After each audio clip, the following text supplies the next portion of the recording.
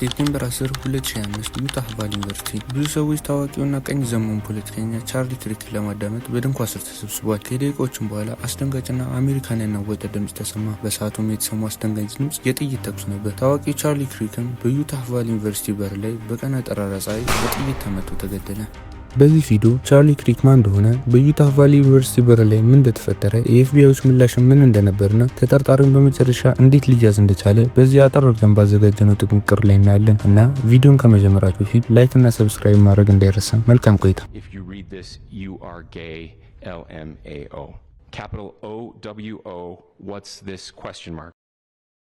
ክሪክ ወደ ፖለቲካ ህይወት የገባው ገና በልጅነቱ ነው። ገና 18 ዓመት እንደሞላው ነበር ተርኒንግ ፖይንት የተሰኘውን ቀኝ ዘመም የሆነ የፖለቲካ እይታዎችን የሚያራምድ ኦርጋናይዜሽን ያቋቋሙ። የኦርጋናይዜሽኑ ስራ ይህን የፖለቲካ እይታዎች በየትምህርት ቤቱና በየዩኒቨርሲቲዎች ማስተዋወቅ ነው። ክሪክ የትራምፕ የቅርብ አጋር ሲሆን በሁለተኛው የትራምፕ ምርጫ ላይም ትራምፕ እንዲያሸንፍ ትልቅ ሚና ከተጫወቱ ሰዎች ውስጥ አንዱ ነው። ጥቃቱ ወደ ተፈጸመበት ሴፕቴምበር 10 2025 ስንመለስም በቦታ ላይ የነበሩ የስልክ ሪካርዶችንም ስንመለከት የክሪክ ገዳይና የክሪክ ርቀት 130 ሜትር ልዩነት ላይ ነበር። ክሪክ የተቀመጠበት ቦታ ለገዳዩ የሚመች ቦታ ይመስላል። ፕሮግራሙም ይቀጥላል። ክሪክም ተማሪዎችም ይጠይቃቸዋል። ባለፉት 10 ዓመታት የአሜሪካ ውስጥ ስንት የሽብር ጥቃቶች ተፈጸሙ? ተማሪዎችም ጥያቄዎቹን ከመመለሳቸው በፊት አንድ ከባድ የተኩስ ድምጽ ይሰማል። ክሪክም በስናይፐር አንገቱ ላይ ክፉኛ ተመቶ አቅራቢያው ወደሚገኝ ሆስፒታል ይወሰዳል። በኢቨንቱ ላይ የነበሩ የስልክ ሪካርዶችን ስንመለከት ሙሉ በሙሉ ጥቁር የለበሰ ሰው ጥይቱ ከተተኮሰበት ህንፃ ጣራ ላይ ሲሮጥ ይታያል። እንደ ባለስልጣኖቹ ንግግር ከሆነ እዚህኛው ህንፃ ላይ በመሮጥ ከዛም ከህንፃው ላይ ወርዶ እንዳመለጠ ነው። ከሰዓታት በኋላም በተገኘ የካሜራ ምስል የሰውየው ማንነትና ከቪዲዮ ላይም ከህንፃው ላይ ዘሎ ወርዶ ሲሮጥ የሚያሳይ ቪዲዮ ይገኛል። ኤፍቢአይም ሰውየው የሚገኝበትን ቦታ ለመራሰው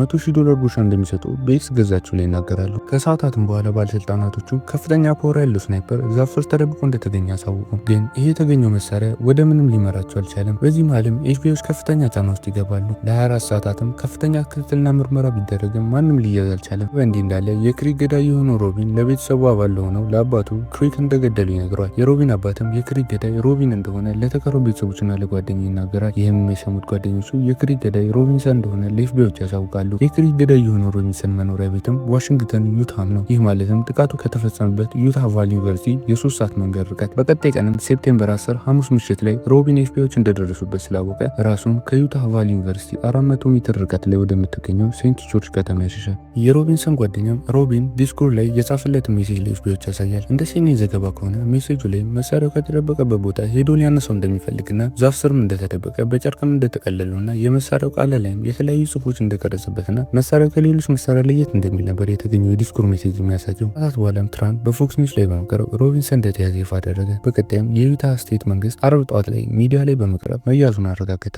Good morning, ladies and gentlemen. We got him. Investigators interviewed a family member of Robinson who stated that Robinson had become more political in recent years. The family member referenced a recent incident in which Robinson came to dinner prior to September 10th, and in the conversation with another family member, Robinson mentioned Charlie Kirk was coming to UVU.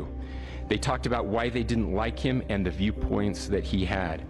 The family member also stated Kirk was full of hate and spreading hate. ተደብቆ በተገኘው የሮቢንሰን መሳሪያ ውስጥ የተገኙት የጥይት ቃሎች ላይ ሄይ ፋሺስት ካይች እና ቤላቻው የተሰኙ ጽሑፎች ተቀርጸውበታል። ቤላቻው የሚለው መዝሙር ጣሊያንኛ ሲሆን በሁለተኛው ዓለም ጦርነት ጊዜ የሚጠቀሙበት ጸረ ፋሺስት መዝሙር ነው።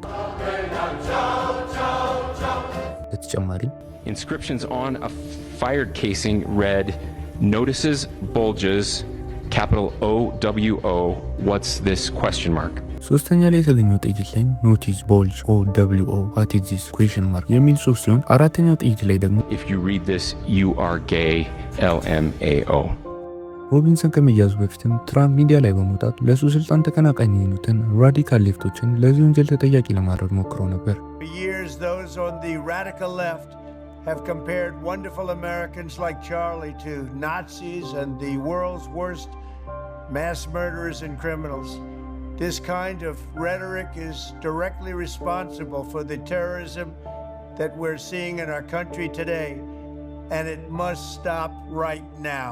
ይህ ጥንቅር እስከተሰራበት ሰዓትም ሮቢንሰን በተከሰሰበት ወንጀል በፍርድ ቤት ተጠያቂነቱ አልተረጋገጠም። እናንተስ ምን ታስባላችሁ? ቻርሊ ክሪክ የተገደለው በአንድ ግለሰብ ጥላቻ ብቻ ነው ወይስ ከጀርባው ሌሎች ሰዎች አሉ? ሀሳባችሁን ኮሜንት ሴክሽን ላይ ጻፉልን።